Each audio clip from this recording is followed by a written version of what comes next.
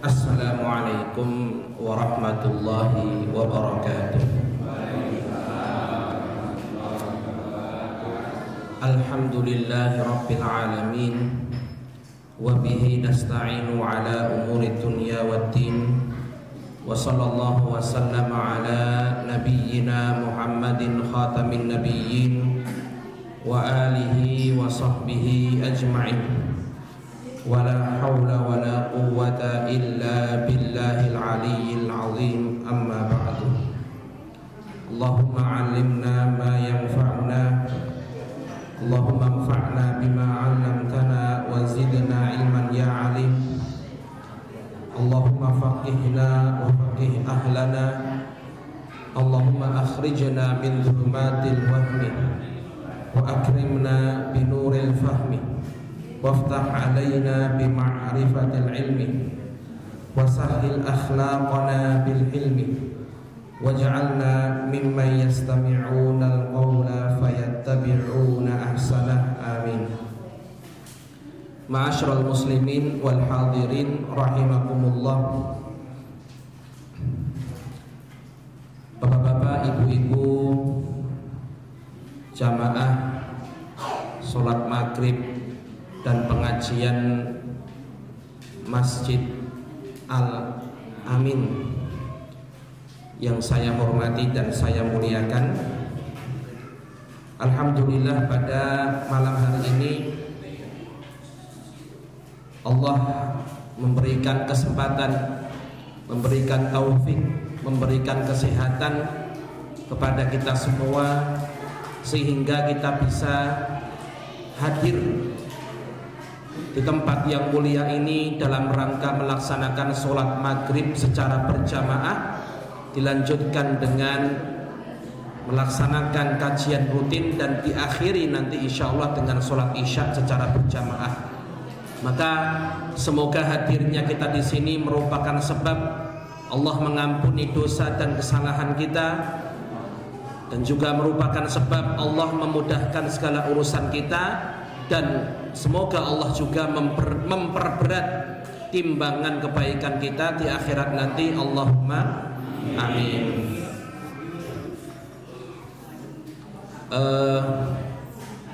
Kurang lebih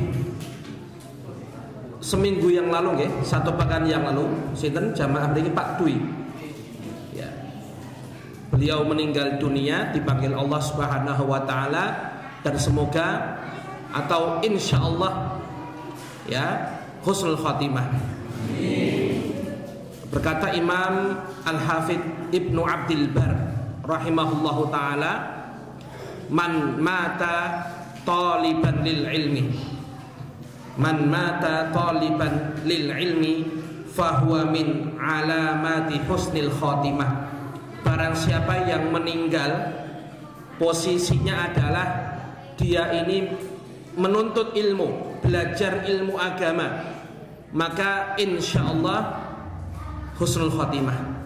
Jenengan ini posisinya bukan cuma bukan lagi meluang ngaji sak sempete, bukan. Jenengan khusus ya meluangkan waktu dalam satu pekan sekali untuk hadir di dalam majelis ilmu, itu insya Allah talibul ilm, dicatat sebagai penuntut ilmu, walaupun cuma seminggu sekali. Karena para sahabat pun sama, sahabat Nabi Muhammad SAW itu juga tidak semua bisa ngaji sama Nabi setiap hari. Ya memang ada yang bisa setiap hari, banyak. Ada yang cuma beberapa kali sekali, ada yang tinggal di luar Madinah ketemu Nabi cuma seminggu sekali, ada. Dan semuanya tercatat sebagai muridnya Nabi, tercatat sebagai sahabat. Ya, makanya insya Allah kita semua di sini walaupun ngajinya cuma seminggu sekali, atau bahkan mungkin 2 minggu sekali, seminggu sekali, 2 minggu sekali. Yang penting rutin, yang penting kita sudah niatkan untuk hadir 2 pekan sekali, insya Allah kita tercatat sebagai talibul ilmi, penuntut atau orang yang belajar ilmu agama. Jadi ketika kita meninggal dunia, semoga merupakan tanda-tanda husnul khotimah. Allahumma amin. Bapak-bapak, ibu-ibu yang dimuliakan oleh Allah Subhanahu wa taala, insyaallah ya, pada kesempatan malam hari ini ya, kita akan membahas ya, kitab atau risalah baru yang judulnya adalah Mandzumatul Kabair. Ya, ini syair dalam bahasa Arab yang isinya adalah dosa-dosa besar. Dosa-dosa besar yang ada dari Al-Qur'an dan hadis. Ya, niki ada kaitannya kemarin nggih, pekan yang pertama jenengan request napa tentang napa niku? Khamr. Nah, ini masih ada kaitannya. Karena khamr atau minuman keras itu termasuk dosa besar. Nah, niki kita bahas apa saja sih dosa besar dan dosa kecil? Apa saja sih macam-macam dosa besar? Nah, ini ada dalam kitab ini. Ya. Sebelum kita bahas, perlu kita pahami, ya, bapak-bapak, ibu-ibu, bahwasannya kita belajar ini adalah belajar dosa-dosa besar itu apa saja. Yang pertama adalah agar kita dan agar kita dan keluarga kita terhindar dari dosa-dosa besar. Ini fokus kita ini, tujuan kita ini, ya. Kita belajar bukan untuk mencari-cari kesalahan orang lain. Kita belajar bukan untuk menghukumi orang lain. Kita belajar bukan untuk merendahkan orang lain, tidak. Tetapi kita belajar murni agar kita dan minimal keluarga kita selamat, tidak terjatuh ke dalam dosa-dosa besar. Karena kalau kita ngaji, bapak-bapak, ibu-ibu, niatnya apa? Ngaji niatnya untuk mencari kesalahan orang lain, golek kesalahan orang lain. Ini niat yang salah, ya. Ini niat yang tidak benar, ya.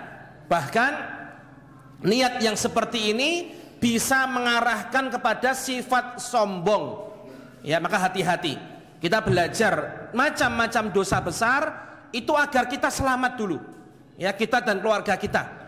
Ya, masalah nanti kita kok melihat, ya, di antara kaum muslimin terjatuh ke dalam dosa besar, ya, kita sebagai seorang muslim tugasnya adalah menasihati dengan baik, ya, menasihati dengan baik. Makanya dulu ada seorang ulama dari Mesir yang bernama Syekh Muhammad Al-Ghazali. Beliau dari Universitas Al-Azhar. Ya, termasuk dosa besar adalah tarikus sholah, orang yang tidak sholat 5 waktu. Ulama berbeda pendapat, apakah orang yang tidak sholat itu masih muslim atau tidak? Ada perbedaan. Ya, pendapat yang pertama ini pendapat Imam Ahmad, orang yang tidak sholat 5 waktu sudah tidak dikatakan muslim lagi. Pendapat yang kedua, pendapat Imam Syafi'i dan Imam Malik, orang yang tidak sholat 5 waktu, kalau dirinci, kalau tidak sholatnya karena malas, ya, ngopora sholat, usik lah yo, engkau hai, somben wes tuwa. Nah, ini malas, ini masih muslim, tetapi fasik. Kalau tidak sholatnya karena ngentengke, karena meremehkan, dalam artian menolak kewajiban, ngopora sholat, ora butuh dan lain-lain. Ini ulama sepakat hal yang seperti ini sudah mengeluarkan seseorang dari Islam. Tetapi ingat, yang berhak menghukumi adalah di sini adalah para ulama, bukan kita, masih individu, bukan seperti itu. Nah, tetapi ketika Syekh Muhammad Al-Ghazali ditanya, ya, sama muridnya, ya Syekh, ma hukum, ya, apa hukum tarikis sholat, orang yang meninggalkan sholat. Jadi ada salah satu mahasiswa tanya, apa hukum orang yang meninggalkan sholat? Kata beliau apa jawabannya? Kita nggak usah mikir yang tadi, entah dia masih Islam kah atau apa. Hukumnya adalah engkau pegang tangannya, ajak sholat ke masjid. Ya, kun da'iyan walatakun hakiman. Jadilah orang yang mengajak, jangan jadi orang yang menghukumi. Kalau menghukumi tok semua orang bisa, lah iki ngene, lah iki ngene. Tapi kalau mengajak tidak semua orang bisa. Ya, tidak semua orang bisa. Makanya tadi pagi niku pas ya saya mengisi di pengajian Ahad pagi, itu ada bapak-bapak ya, rumahnya jebres. Ya, ternyata membimbing 4 orang anak muda yang dulunya adalah ya bisa kita katakan nopo nggih? Ya preman lah seperti itu. Dibimbing mulai dari baca Iqra di jebres niku. Luar biasa, ya. Sampai ya tadi ya, sampai diusahakan dicarikan kerja dan lain-lain, luar biasa. Makanya kun da'ian, jadilah seorang dai dalam artian mengajak kepada kebaikan, wala takun haqqadian. Janganlah sekedar menghukumi. Kalau menghukumi semua orang juga bisa. Yang sulit adalah nopo? Mengajak. Nah niki pertama, kita harus luruskan niat kita. Yang kedua, ada sebuah hadis ya. Ini diriwayatkan oleh Imam Ahmad kalau enggak ya, Imam Tirmidzi ya, Imam At-Tirmidzi dari Mu'ad bin Jabal bahwasannya Rasulullah sallallahu alaihi wasallam mengatakan, man ayyara akhahu, barang siapa yang menjelek-jelekkan saudaranya bidzambin, karena dosa yang dia lakukan, lam yamut hatta ya'malahu, ya, dia tidak akan meninggal kecuali kemungkinan besar akan terjatuh ke dalam dosa yang sama. Ini mengerikan sekali nggih. Barang siapa yang ada saudara kita terjatuh ke dalam dosa, kita hina-hina, kita jelekkan, nggih, kita rendahkan, ya, kemungkinan besar ini yang menjelekkan tadi akan terjatuh ke dalam dosa yang sama, bahkan mungkin lebih parah kalau tidak segera minta maaf atau tidak segera bertaubat. Dan ini banyak sekali Pak kasusnya. Saya mau cerita beberapa kasus yang saya temui dan bahkan saya lihat secara langsung. Ya, yang pertama, ya saya pernah dulu mondok ya Pak. Itu di pesantren itu ada namanya bagian tarbiyah wa ta'lim. Bagian mendidik santri dan membimbing santri. Intinya mendidik dalam napa nggih? Keagamaan, ya. Itu termasuk tugas mereka adalah menghukum kalau ada santri yang melanggar, dalam artian pelanggaran-pelanggaran yang bersifat syariat. Misalnya ada santri yang nopo ya merokok dan lain-lain, itu dihukum, ya. Nah, saya punya teman ya bagian itu. Ya, saya pernah lihat ya, teman saya ini kalau menghukum Pak, pernah menghukum ada adik kelas yang ketahuan pacaran, itu ketika menghukum luar biasa. Dalam artian perkataannya nyelekit. Oh, dasar santri orang genah ya, ahli maksiat ya, enggak ora pantes urip. Nah, pokoknya perkataannya mengerikan ya, percuma mondok, percuma ngaji dan lain-lain. Nah, pokoknya enggak pantas. Ya. Seperti itu, nggak boleh seperti itu Pak. Menasihati tidak seperti itu. Yang namanya menasihati itu kita ingin kebaikan pada saudara kita. Berarti tidak boleh menjelekkan. Nabi ketika ada ya di antara kaum muslimin yang berbuat salah, ditegur kesalahannya, fokus dengan kesalahannya, tidak dengan orangnya, tidak dengan menjelekkan orangnya, tidak. Ya, maka seperti itu. Nah, sekarang ya sudah bertahun-tahun berlalu. Ya teman saya dulu Pak yang seperti itu nggih. Kalau ada yang pacaran diceramai, dalam artian diceramai bahasanya dengan bahasa yang kurang baik. Sekarang ya semoga Allah memberikan beliau hidayah. Sekarang ya beliau tinggal di salah satu kota besar di Indonesia. Tiap malam kerjaannya, nggak tiap malam nggih, cuma sering ya namanya datang ke klub malam. Apa Pak? Dakwah Pak. Dakwah nama-nama nih oke. Ya, intinya apa? Sudah apa? Menceburkan diri dalam hiburan malam. Ya, ini naudzubillah. Ya, dan ini saya sering lihat. Ya, ada lagi kasus. Ya, ini di salah satu sekolah di Kabupaten Karanganyar. Saya nggak cerita sekolah mana. Dan ini saya langsung menyaksikan dalam artian melihat. Ya, ada murid SMP Pak seneng sama guru masih muda. Loh namanya seneng ya gimana kan? Nggak salah. Gurunya juga nggak ngapa-ngapain. tidak dalam artian tidak merespon, tidak, biasa aja. Ya, ketahuannya mungkin karena surat kalau nggak salah. Ya, kemudian ketika terbongkar kasus ini ada guru yang lain. Itu menghinanya luar biasa. Oh, dasar guru mesum, guru bejat dan lain-lain. Bahasanya kasar sekali, menghinanya luar biasa. Ya, ternyata berapa tahun kemudian yang mengucapkan kata-kata tadi ketahuan di Tawangmangu, di villa bersama dengan orang lain yang bukan pasangan sahnya. Apa bahasan ini, Pak? Selingkuh bahasanya. Jadi memang benar. Ya, hati-hati. Ya, ketika kita menjumpai saudara kita kaum muslimin yang berbuat dosa, kita nasihati. Ya, kita nasihati bukan dengan merendahkan mereka, tapi nasihati dari hati ke hati. Kita memang ingin saudara kita ini berubah dan meninggalkan maksiat tersebut. Insya Allah, ya, namanya dari hati ke hati itu lebih Pak? Lebih mengena, ya, lebih bisa diterima, ya, lebih bisa diterima. Saya punya cerita juga bahwasannya dakwah dengan kelembutan itu lebih mengena, ya, lebih mengena, Pak. Saya punya santri, ya, punya santri di Wonogiri, itu bapaknya preman, ya, preman Solo, di rumahnya Solo, ya. Bahkan pernah Pak dipukulin, digebuki sama, kalau di Solo tuh ada namanya Pak, sing sweeping nih loh. Napa? Nah, seperti itu. Ya akhirnya sering seperti itu, sering, ya, sampai dipukulin, pokoknya sering tempur dan lain-lain, ya, sama kelompok seperti itu. Kemudian, ya, ada yang menasihati, bukan, ya, nasihati dengan baik, ya, datang ke rumahnya, diajak, ya, mari yuk sholat dulu, diajak sholat dulu, diajak ngaji, diajak ini, anaknya mondok, dipondokkan.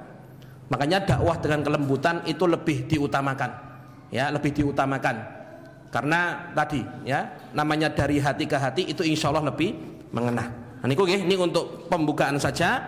Kita akan bahas, ya, kitab atau mandumah Al-Kabair kalangan ini ditulis oleh Imam Musa Al-Hajjawi, ya, Musa Al-Hajjawi. Beliau adalah ulama yang meninggal pada tahun 968 Hijriah, ya, kurang lebih 500 tahun yang lalu, ya, udah lama, ya, seperti itu.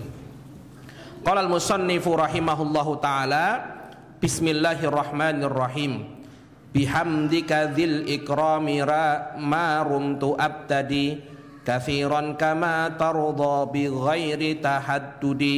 Ya. Beliau mengawali tulisan atau kitab ini dengan membaca bismillah, ya, mengikuti kebiasaan Nabi Muhammad sallallahu alaihi wasallam.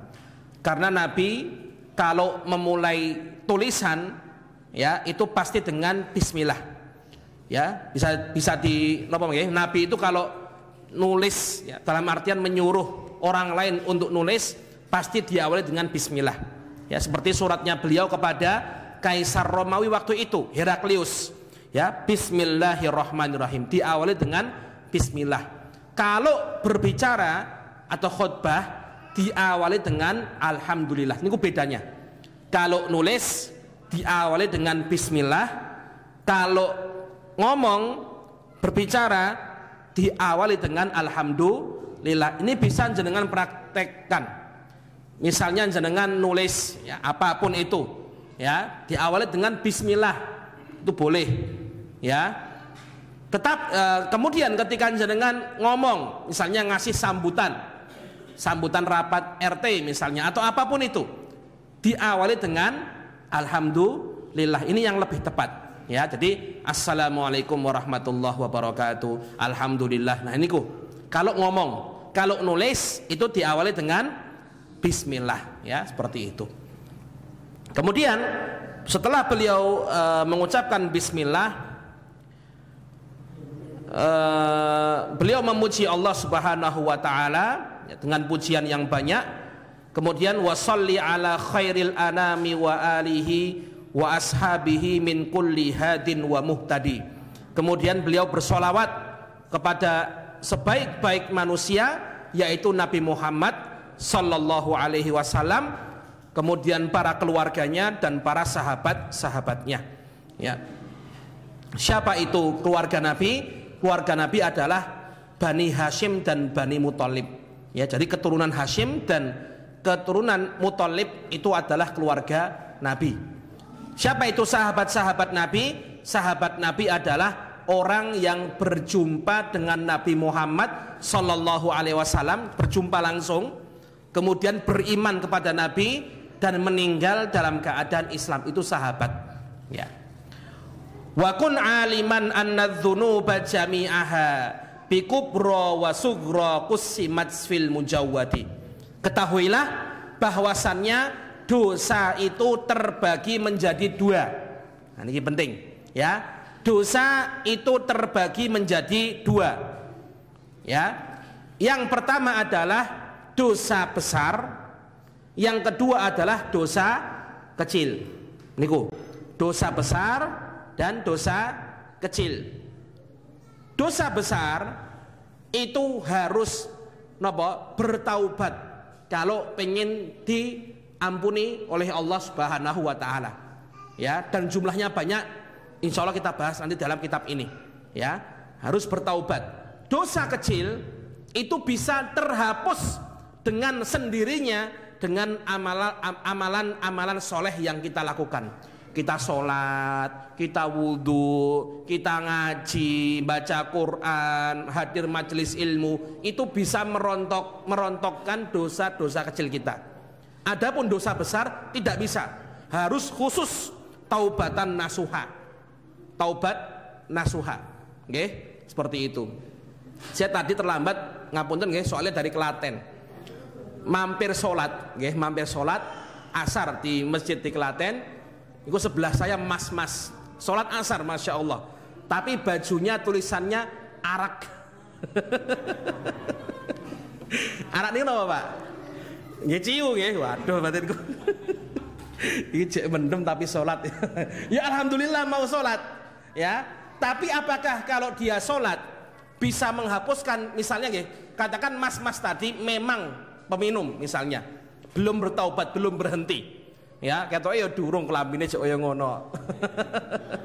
Apakah Allah akan mengampuni dosanya hanya dia dengan sholat? Belum bisa. Kalau dosa-dosa besar itu harus ditaubati, ya ditaubati. Ya, karena itu dosa besar. Dengan sholat dan lain-lain itu belum bisa menghapus. Kalau dosa kecil, iya. Dosa-dosa kecil itu bisa dihapuskan dengan sholat, puasa, zakat dan lain-lain. Itu nggih, niku perbedaan yang pertama, ya.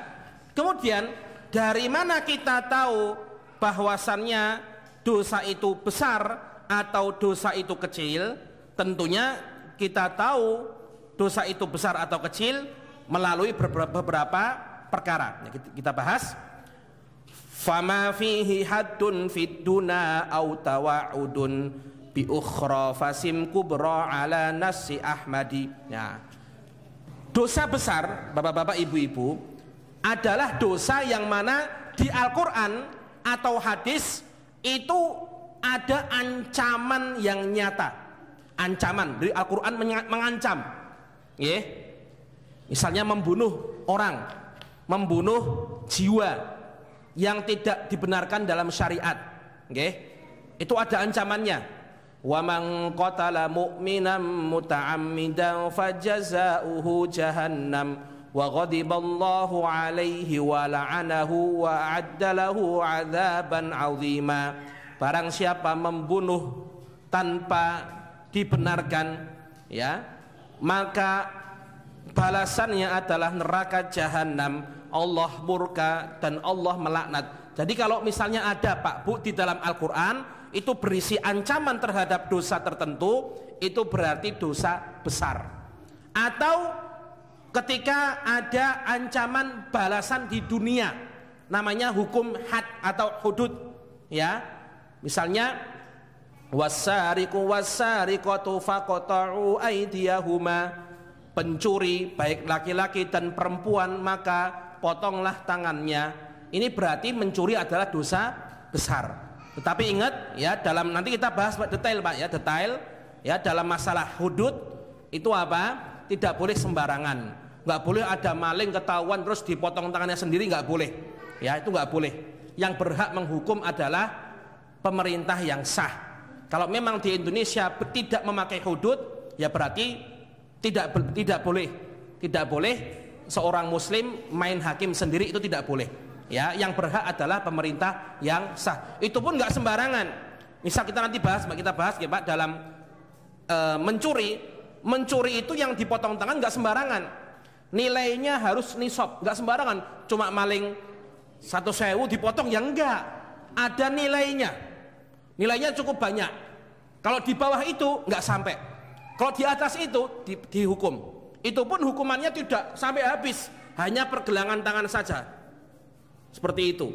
Ngeyel meneh, besok yang sini ganti kaki, ganti lagi kaki. Seperti itu, nggak sampai sini. Jadi masih memberikan kesempatan bisa masih bisa bergerak dan lain-lain. Itu pun tadi ya Pak, ada batasannya, nggak sembarangan. Ya, nggak, itu pun harus jelas pelakunya, ada bukti yang jelas dan lain-lain. Kalau masih tertuduh nggak boleh, karena ada kaidah al-hudud ya, tubra'u bisyubhat. Namanya hukuman hudud atau had itu akan gugur kalau misalnya ada hal-hal yang samar-samar, yaitu masih tertuduh dan lain-lain, belum ini, itu tidak boleh langsung dihukum. Pokoknya itu ya. Dan di dunia sekarang yang menerapkan ini setahu saya sedikit, hanya negara atau kerajaan Saudi Arabia dan Kesultanan Brunei Darussalam. Setahu saya cuma 2 itu negara yang menerapkan hudud atau hukum Islam. Adapun di negara-negara yang lain itu belum seperti itu. Kalau di Indonesia ya, di Indonesia belum. Tetapi kita tidak mengatakan Indonesia itu tidak pakai syariat Islam, enggak. Indonesia pakai syariat Islam. Beberapa undang-undang haji, undang-undang pernikahan itu pakai syariat Islam. Ya, cerai, talak dan lain-lain, undang-undang haji itu pakai syariat Islam. Jadi Indonesia ini pakai syariat Islam, tetapi memang belum 100%. Karena memang dulu ketika, kalau dengan baca sejarah ya, ketika bapak-bapak founding father Indonesia kumpul bareng merumuskan dasar negara, ya, dibuat ketuhanan yang Maha Esa dengan mewajibkan syariat Islam bagi pemeluk-pemeluknya.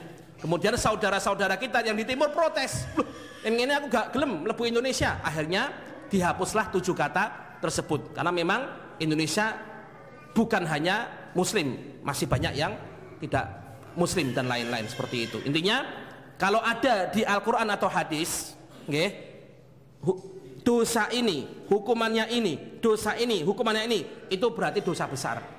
Contoh mencuri, minum khamr, laki-laki khamr Pak. Khamr itu apa? Hukumannya apa Pak kalau hukum Islam? Khamr, ada yang tahu? Dicambuk berapa kali? 40 atau 80 cambuk. Ya, seperti itu. Ya. Berzina, apa hukumannya? Kalau belum menikah dicambuk 100 kali dan diasingkan. Misalnya ketahuan di Kebak Keramat, diasingkan ke Papua sana, diasingkan. Jadi dicambuk dan diasingkan. Kalau sudah menikah baru dirajam. Nah, dosa-dosa seperti ini merupakan dosa besar seperti itu. Ada yang pernah bertanya pada seorang ulama, karena di Indonesia itu tidak ada hukum seperti itu, bagaimana cara bertaubatnya? Ya udah, taubatan nasuha, selesai. Tidak boleh merajamkan diri, nggak boleh. Tidak boleh motong tangannya sendiri, nggak boleh. Ya udah, taubatan nasuha, selesai. Harapannya adalah Allah mengampuni dosa pelakunya tadi, seperti itu. Ya, tidak boleh main hakim sendiri. Kemudian tadi ya, wazada hafidul majdi auja wa'iduhu binafyin li imanin wala'nin muba'adi. Atau ya, kemudian ini tambahan dari Syekhul Islam Ibnu Taimiyah, bahwasannya dosa besar adalah apa yang ada di dalam Al-Quran atau hadis, lafat-lafat laknat. Jadi kalau misal kita di Al-Quran Pak, ada atau hadis kita menemukan la'anallah, ya la'anallah, Allah melaknat, Allah melaknat, itu berarti dosa besar. Nah contohnya ini ya, yang jenengan request niku ya, minum khamr ya. Hadisnya seperti ini. Ini hadis sahih riwayat Imam Abu Daud dan Ibnu Majah ya. La'anallah, Allah melaknat. Nah, kalau kita menjumpai dalam Quran atau hadis lafaz Allah melaknat, berarti itu dosa besar. Nah, ini perhatikan. La'anallah, Allah melaknat al-khamra, khamr. Wa syaribaha, yang minum. Wa saqiyaha, yang menuangkan walaupun tidak ikut minum. Wa ba'i'aha, yang menjual walaupun tidak ikut minum.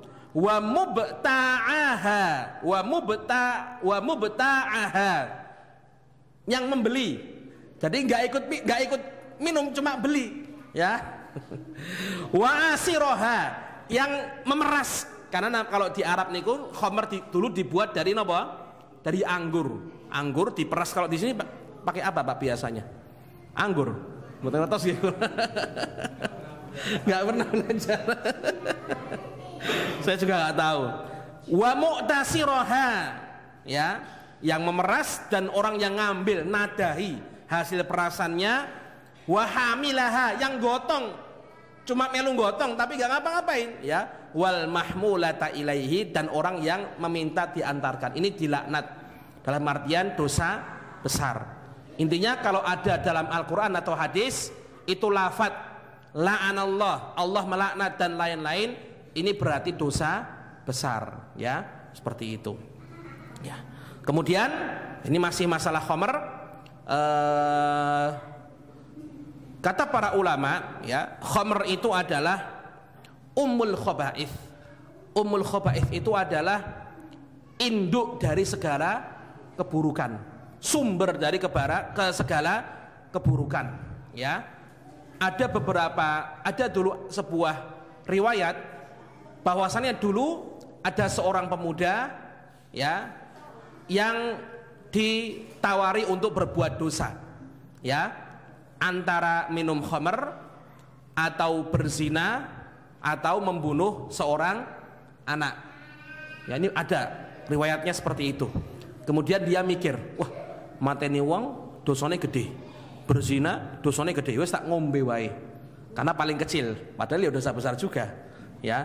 Akhirnya dia minum, kemudian karena mabuk, napa? Orang kalau sudah mabuk pasti akalnya napa? Berkurang ya. Dalam artian akhirnya dia memerkosa atau berzina dengan wanita tersebut. Setelah selesai dia mikir, iki engko dikira anak hasil perzinaan, akhirnya dibunuh. Makanya zina adalah khamr adalah umul khaba'ith, dan kita bisa saksikan sampai hari ini ya. Kemarin yang di Sumatera Barat ya, ada seorang penjual gorengan, namanya siapa nih, saya lupa ya, masih Nia ya, masih 15 atau 19 tahun, seorang yang solihah, di sekolahnya sudah khatam Quran dan lain-lain ya, pernah ikut lomba tahfidz dan lain-lain, terpaksa menjual gorengan demi bisa kuliah. Kemudian ya, dibunuh dan diperkosa, dan ternyata pelakunya mabuk ya. Terakhir kemarin tanggal 14 di Banyuwangi itu ada anak sekolah Pak, anak SD ya, anak MI, umurnya baru 7 tahun, pulang sekolah diperkosa dan dibunuh. Kemungkinan besar pelakunya juga mabuk karena ya tadi ya, mengerikan ya, mengerikan. Maka kita harus bekerja sama ya di dalam memberantas namanya khamr ya. Kita sebagai warga ya, dengan aparat, dengan pemerintahan, semua harus kompak ya. Dalam masalah khamr ini tidak ada tidak ada toleransi ya. Pokoknya lingkungan kita usahakan bersih demi keamanan kita sendiri ya, seperti itu. Karena khamr merupakan ummul khaba'ith ya, ummul khaba'ith. Di kampung saya Pak, di Wonogiri itu ada, karena di pasar ya, saya pondoknya dekat pasar ya, itu sudah ada yang buka toko ya. Alhamdulillah kemarin barusan ada kasus ya, yaitu ada orang yang mabuk, kemudian pulang dari situ jam 2 malam nabrak pohon sendiri. Akhirnya warga nggak terima, ya baru nunggu kasus baru nggak terima. Padahal harusnya tidak perlu menunggu kasus, ya langsung, ya. Karena kita juga berhak mempunyai apa? Mempunyai hak sebagai warga negara untuk menolak hal-hal yang mengganggu keamanan seperti di Jogja kemarin, ya semua elemen umat Islam itu sudah berhasil menemui Sultan, ya akhirnya beliau Sultan Hamengkubuwono tegas ya menutup outlet-outlet yang ada di Yogyakarta. Paling tersisa di hotel-hotel yang bintang 5, ya. Kalau yang itu memang nggak bisa kesentuh, ya. Tapi minimal yang di di kampung-kampung itu sudah ditutup. Ya itu sudah alhamdulillah seperti itu. Nah niku ya masalah khamr. Kemudian ini kita habis waktu nih. Sampai sini Pak. Ini jadi paham nggih perbedaan dosa besar dosa kecil? Paham nggih? Terus tahu dari mana ini dosa besar atau dosa kecil? Tahu dari mana? Dari ayat atau hadisnya. Kalau di situ ada ancaman, ada hukuman atau ada laknat berarti dosa besar. Kalau tidak ada, misal gini Pak, ada hadis, ya ada hadis. Ini memang ada perbedaan ya. Ada yang bilang haram, ada yang bilang makruh. Ya, ya gulam, kul biyaminik. Wahai pemuda, makanlah dengan tangan kananmu. Nah dari hadis ini berarti makan dengan tangan kiri nggak boleh, iya kan? Nah pertanyaan, apakah makan dengan tangan kiri dosa besar? Bukan. Kenapa bukan? Tidak ada ancaman, tidak ada hukuman, tidak ada laknat. Repot kalau makan kiri. Dosa besar repot, nggih. Dan ingat Pak, dosa besar itu banyak. Cuma kita jangan fokus sama maksudnya apa nggih? Apa yang Allah halalkan itu lebih banyak daripada apa yang Allah larang. Ya, dari ribuan jenis minuman, nggih, es teh, es nopo, yang diharamkan cuma satu apa? Khamr. Ya, dari segala jenis makanan yang diharamkan cuma babi, anjing. Jadi kita nih, akeh manusia yang dilarang Islam. Jangan lihat yang dilarang, lihat yang dibolehkan. Ya, yang dibolehkan lebih banyak daripada yang dilarang. Ya, itulah setan membisikkan seperti itu. Akeh yang dilarang Islamnya aturannya akeh ngene-ngene, padahal itu bisikan setan. Wa zayyana lahumus syaitanu a'malahum. Namanya setan itu membuat hal-hal yang haram terasa menarik. Pokoknya kita ini dibisikin sama setan, hal-hal yang haram itu dibuat semenarik mungkin. Ya, seperti itu. Saya punya teman ya, mantan pemabuk. Saya tanya, opo enak atau ora enak asline yo? Yo enak esteller Pak.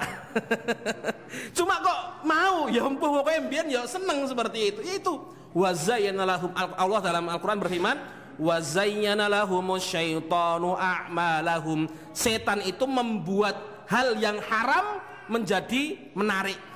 Ya, menjadi menarik. Ya tadi makanan yang enggak enak, ya minuman yang enggak enak dibuat menarik, ya. Ngapunten niki nggih, banyak kasus niki nggih, kasus perselingkuhan. Istri sahnya Masya Allah, ya. Ya cantik, solihah dan lain-lain. Kemudian selingkuhannya naudzubillah. Kok gelem? Tadi wa zayyana lahumus syaitanu a'malahum. Setan yang membuat itu menarik. Seperti itu memang tugasnya setan. Makanya penting bagi kita untuk selalu berdoa kepada Allah agar dilindungi dari godaan setan. Jadi dipahami ya Pak, dosa besar, dosa kecil. Ya. Tanya lagi. Ada hadis. Tadi masalah makan dengan tangan kiri itu ada perbedaan ya Pak. Ada yang bilang haram, dosa kecil. Ada yang bilang makruh, nggak sampai dosa. Ya, seperti itu. Ada hadis lagi misalnya.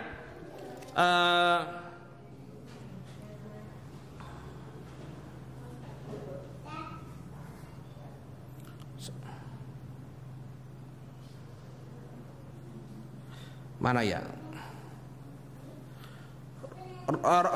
Rasulullah sallallahu alaihi wasallam naha Rasulullah sallallahu alaihi wasallam anisyurbi fi aniyati dzahab wal fiddah. Nabi melarang seseorang itu makan dan minum dari gelas atau piring yang terbuat dari emas dan perak. Ada larangannya Pak? Tidak boleh kita ini minum ya gelasnya dari emas, piringnya dari emas dan lain-lain. Kenapa? Karena ada larangannya. Karena apa? Itu bisa membuat kita sombong dan menyakiti hati orang-orang duafa, orang miskin. Mereka makan saja susah, lagi kok ono wong mangan gelasnya piringnya dari emas. Ada larangannya. Nah, pertanyaan, apakah makan dan minum dari gelas emas atau perak itu dosa besar? Besar apa mboten? Tidak. Kenapa? Tidak ada larangan, tidak ada laknatnya, tidak ada hukuman di dunianya, dan tidak ada ancamannya. Berarti bukan dosa. Ini dosa, haram, berdosa, tetapi bukan dosa besar. Seperti itu. Ngeten nggih, Pak? Wallahu taala alam bisawab. Kita insyaallah kita lanjutkan pada pertemuan berikutnya apa saja macam-macam dosa besar seperti itu. Monggo kalau ada pertanyaan. Nggih. Waalaikumsalam warahmatullahi.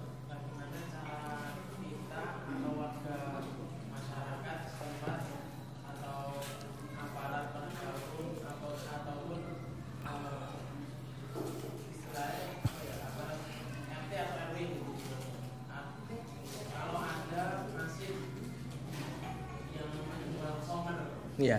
Atau ikut memasarkannya. Iya. Bagaimana cara kita sebagai orang yang beriman pada Allah untuk menghilangkan mungkin dari contohnya desa lain gitu. Nggih. Bagaimana cara kita sebagai umat Islam? Yang pertama yang jelas edukasi pada masyarakat bahwasannya khamr itu dilarang dalam agama. Selain itu juga dampaknya mengerikan. Ya. Apakah kita harus menunggu kasus? Ya kan enggak. Mencegah lebih baik daripada mengobati, ya kan? Gak usah kita nunggu kasus seperti yang di sana-sana, lebih baik mencegah. Ya, harus edukasi ke masyarakat, ya, dan sesuai dengan jalur hukum. Insya Allah, ya namanya kalau masyarakat itu kompak, ya. Kalau masyarakat kompak itu insya Allah bisa.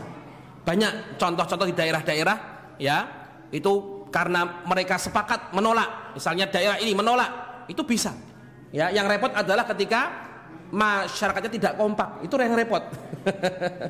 Ya, yang masih ternyata ya tidak kompak itu yang repot. Enten nggih? Wallahu a'lam. Monggo, Pak. Tadi kan dijelaskan kalau menulis kitab itu lebih utamanya dengan bismillah. Iya.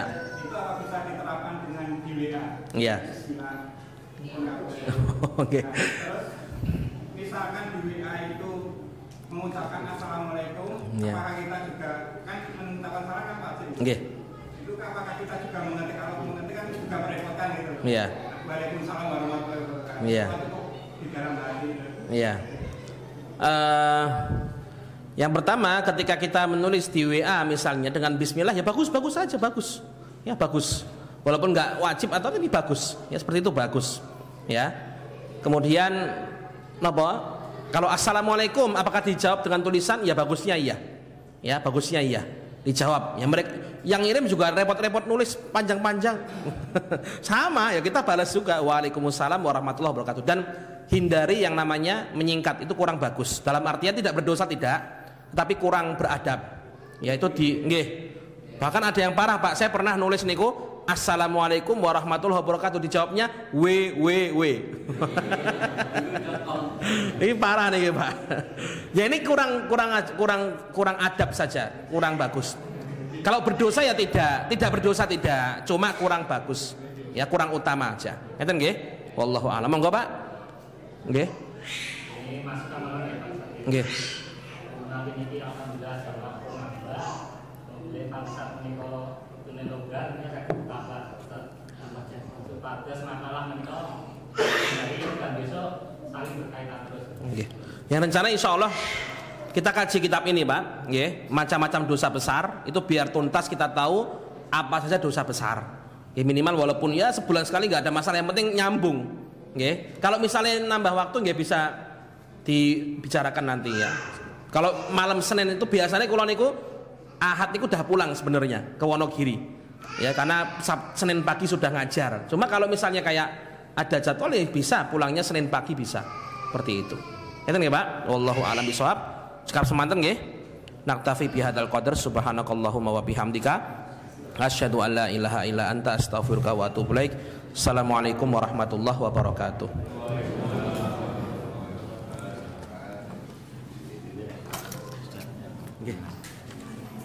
Assalamualaikum warahmatullahi wabarakatuh. Alhamdulillah nggih dumateng Bapak-bapak sedaya